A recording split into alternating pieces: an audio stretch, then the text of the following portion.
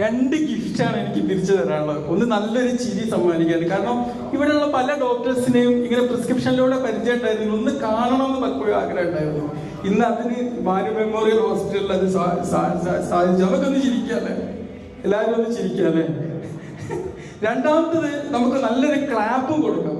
കാരണം ക്ലാപ്പ് എന്തിനാണ് കൊടുക്കുന്നത്? ഒരു ഇൻഫർടൈൻമെന്റ് ആണ് ഇന്ന് ഇവിടുത്തെ അന്തരീക്ഷം ഉണ്ടാക്കി തന്നത്. ഇൻഫർമേഷൻ എന്റർടൈൻ ചെയ്യേണ്ട ഒരു കാലമാണ്. നമ്മൾ മെഡിക്കൽ എഡ്യൂക്കേഷൻ ഇവിടെ അവസാനിപ്പിക്കേണ്ടത്. ചൗക്കത്തലി ഡോക്ടറിനോട് ഒരു കാര്യം പറഞ്ഞു, ഇതുപോലെ മാസവും CME ഉണ്ടായിരുന്നു. അപ്പൊ ഞാൻ മൂപ്പരോട് ചെവി പറഞ്ഞു കൊടുത്തു, നിങ്ങൾ യുഡേമി അല്ലെങ്കിൽ ഖാൻസ് അക്കാഡമി ഇതിലൊക്കെ പോയി കഴിഞ്ഞാൽ കുറേ കോഴ്സുകൾ ഇങ്ങനെ ചെയ്തുകൊണ്ടിരിക്കാം. ഇന്നിവിടെ വന്ന പല ഡോക്ടേഴ്സിനും ഞാൻ കുറേ ടെക്നിക്കുകൾ പറഞ്ഞു കൊടുത്തിട്ടുണ്ട്.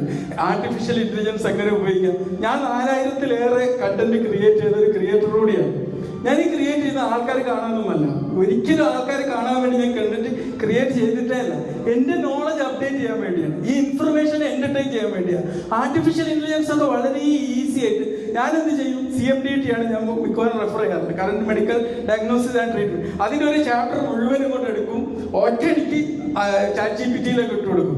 ഒരു സെക്കൻഡ് കൊണ്ട് ഇത് ഷോർട്ട് നോട്ട്സും ഇതിന് പബ്ലിക്കിന് എനിക്ക് ഹാസ്യാത്മക രീതി പ്രസന്റ് ചെയ്യണമെങ്കിൽ ആ രീതിയിലും, മഞ്ചേരിയിൽ ആൾക്കാർക്ക് കൊടുക്കണമെങ്കിൽ മഞ്ചേരിയിലെ ആൾക്കാർക്ക് വേണ്ടി ഈ അക്കാഡമിക് കണ്ടന്റ് ഒന്ന് മാറ്റി തരുന്നതാണ് മാറ്റിത്തരും.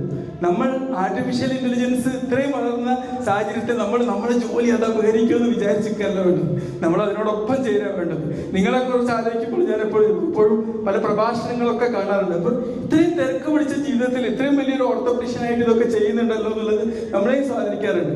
എനിക്കൊരു വിഷമം ഉണ്ടായിരുന്നുള്ളൂ, ഇവിടെ എന്നെ കുത്തിയിരുത്തുകൾ. ഞാൻ എവിടെയും കുത്തിയിരിക്കാറില്ല, എന്റെ വീഡിയോ കണ്ടവർക്കൊക്കെ അറിയാം. എന്നാലും ഞാനൊരു കാര്യം ചെയ്തു, ഞാൻ ഡയബറ്റീസ് ഉള്ള പേഷ്യൻസിനോടൊക്കെ പറയാറുണ്ട്, നിങ്ങൾ ഇങ്ങനെ ഇരിക്കുമ്പോൾ ഇങ്ങനെ കാലം അങ്ങോട്ടും ഇങ്ങോട്ടും പൊക്കി നിൽക്കാൻ പറയും. പിന്നെ പല്ല് തേക്കുമ്പോൾ നമുക്ക് സമയം ഉണ്ടാവില്ലല്ലോ, പല്ല് തേക്കുമ്പോൾ ഞാൻ എല്ലാ പേഷ്യൻസിനോടും പറയും, നിങ്ങൾ ഇങ്ങനെ സ്ക്വാറ്റ് പൊസിഷനിൽ ഇരുന്നിട്ട് ഇങ്ങനെ തേച്ചാൽ മതി. ഓക്കെ, മനസ്സിലായില്ലേ? ഇങ്ങനെ ഇരുന്നിട്ട് വാൾ സ്ക്വാറ്റ് പൊസിഷനിൽ ഇരിക്കാൻ തേക്കുക നല്ലൊരു ഐസോമെട്രിക് എക്സസൈസ് ആണ്. ഹൈപ്പർ ടെൻഷൻ ഒക്കെ കൺട്രോൾ ചെയ്യാൻ നല്ലതാണ്.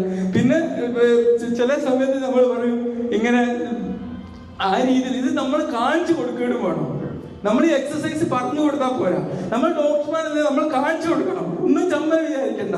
ചിലർ പറയുമോ, നിങ്ങൾ എന്ത് ഡോക്ടറാ, നിങ്ങൾ ഒരു നിലയും വിലയില്ലാതെ ഇങ്ങനെയൊക്കെയാണ് കാണിക്കുന്നത്. ഞാൻ പറഞ്ഞു, നമുക്കും ജീവിച്ചു പോകണ്ടേ. ഒരു മണിക്കൂർ കുത്തിരുന്നാൽ 2 സിഗരറ്റ് വലിച്ചതിന് തുല്യമാണ് ഇപ്പോഴത്തെ ലേറ്റസ്റ്റ് സ്റ്റഡി ബോധിപ്പിക്കുന്നത്. 2 സിഗരറ്റ്, ഈ സിഗരറ്റ് വലിച്ചാൽ അപകടാവസ്ഥ നമുക്ക് അറിയാലോ അല്ലേ?